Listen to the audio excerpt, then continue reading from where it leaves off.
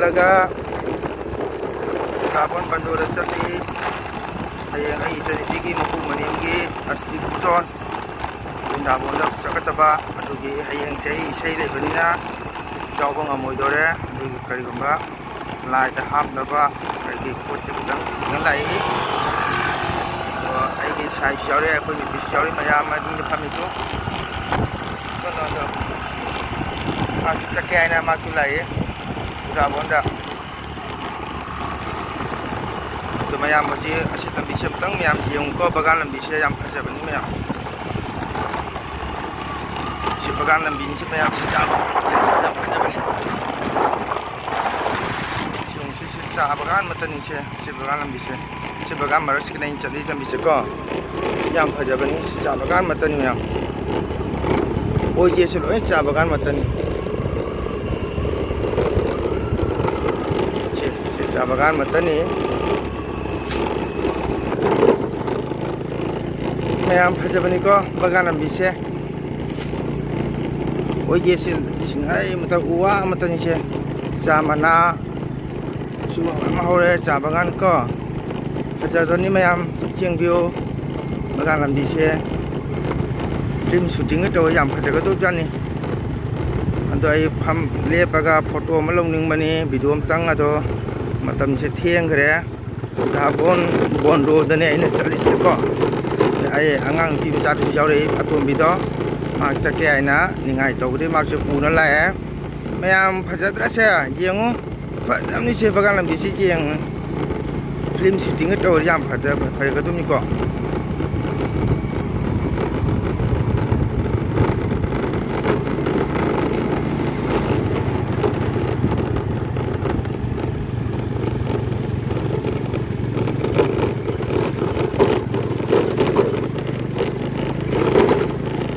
mayam su unaramani da se lambi se aina dum phajabatuga ngasidi sum nambani video mtang lowgi ana ko karang misina lam da boy ta ke lakpiu se lambi se ga video logoi tama jam nungai bani sugum se mayam pakhang oi ngore koi houdre mayam ai pakhang oi ngore sumaina koi houdre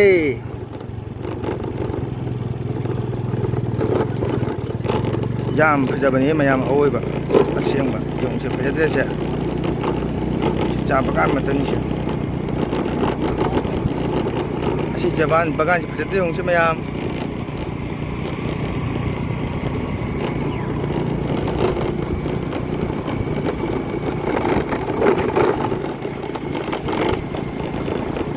to mayam thamage makha video ai wan jorga sa haijaki bido ai mukha lok thajrake gai thौ지 खतन नुआइ त्रे को मया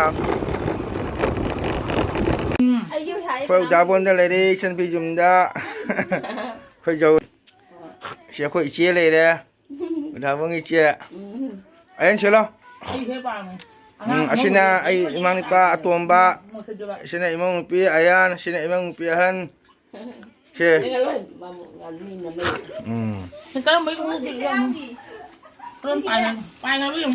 một đứa gặp giá phiêu ní chẳng là xe con đã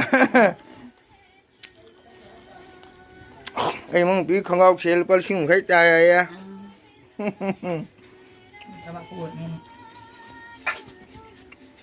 mà muốn làm gì được em phải đâu vậy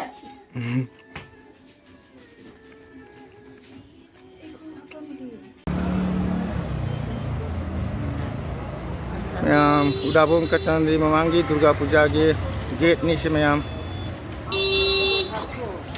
sampai aja banyak yang anu katanya loh banyak yang anu mama mayam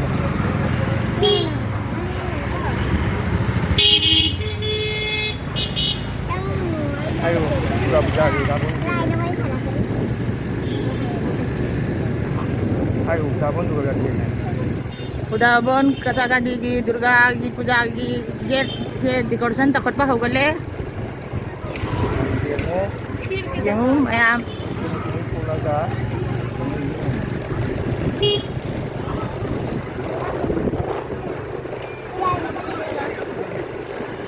Iya,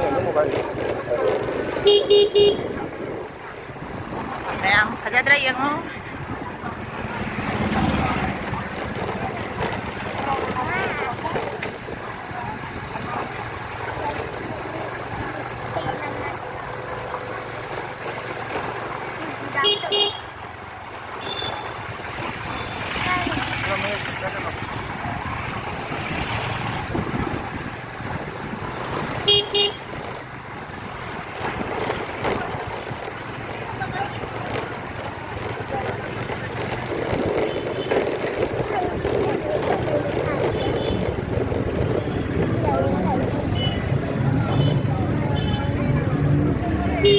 Mandi di jauh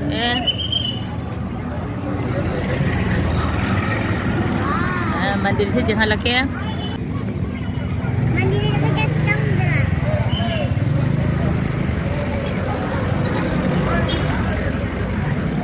Patulog ya.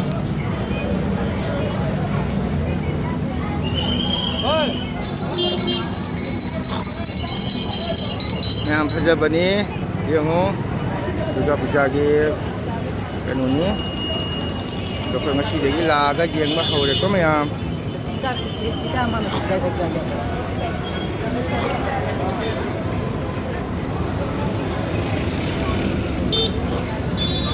Jamung tari mayam.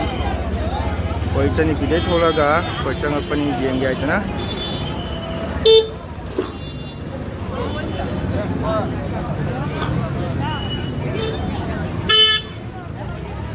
Mereka tu sih lagi demi cakap sini yang mayam.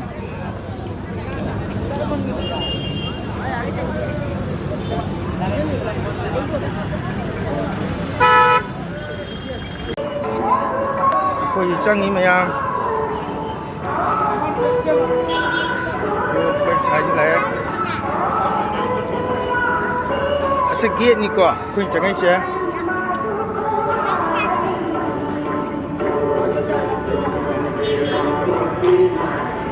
Sudah progres. Si manung chang ni mayam. Haji manung chang ya.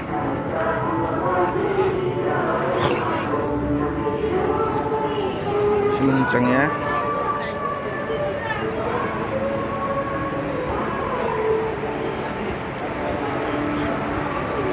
Sini juga.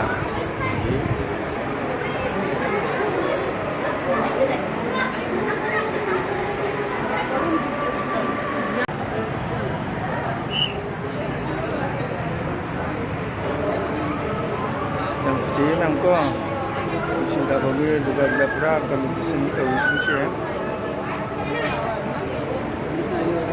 Yang sudah mana yang sudah piu, dah bagi juga puja.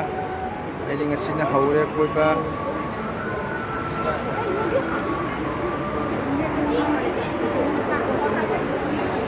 Si maksud foto nami siapa? Maksud nami.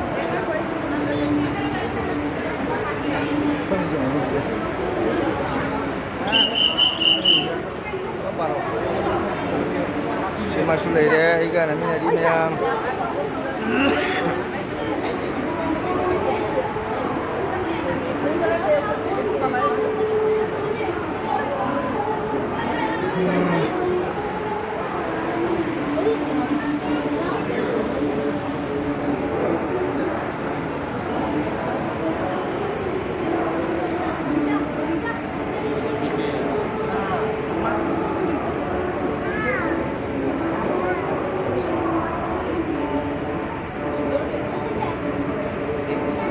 Ay all round jadi kerja ke mayam deka. Yang kerja ni mayam sisi yang kerja ni. Jika lupa jangan kailah ni mayam.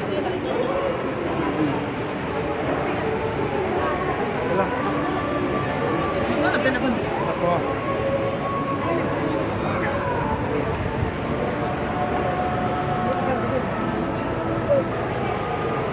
Mari kita dulu. Saya jangan kita tunggu kan kami nari mayam jangan siapa?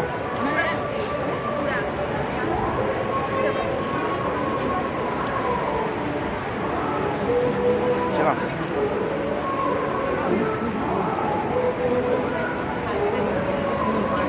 Kau macam kenal ni helit mayam, tak hasil. Kanana hili ako homsiga pajaba. Hindi po siya papatunong dyan. Nakita tayo.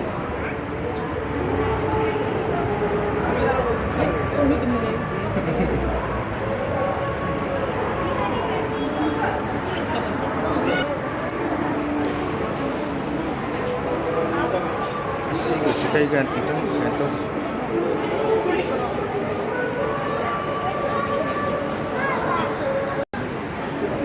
Okay, mayam ngasi dia ko puja sada ngasi ko messenger ge mayam ado mangulat na mayam welcome tau jadi mayam na ano ba snow kya le basu mangulat ge jine simiyang tabi mayam ngasi ko ini mayam okay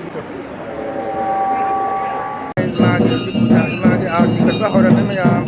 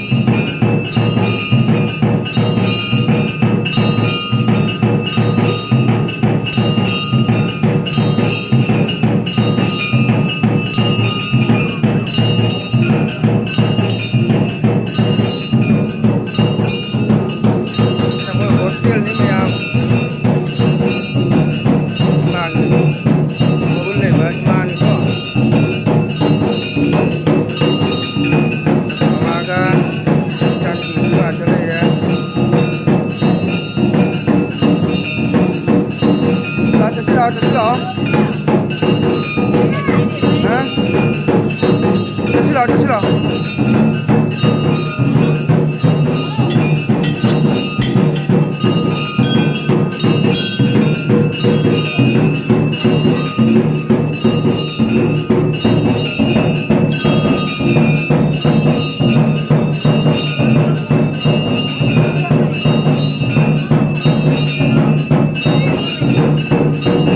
Yang tulang tadi. Ako'y magdalan niya. Ako'y halagi mo yan.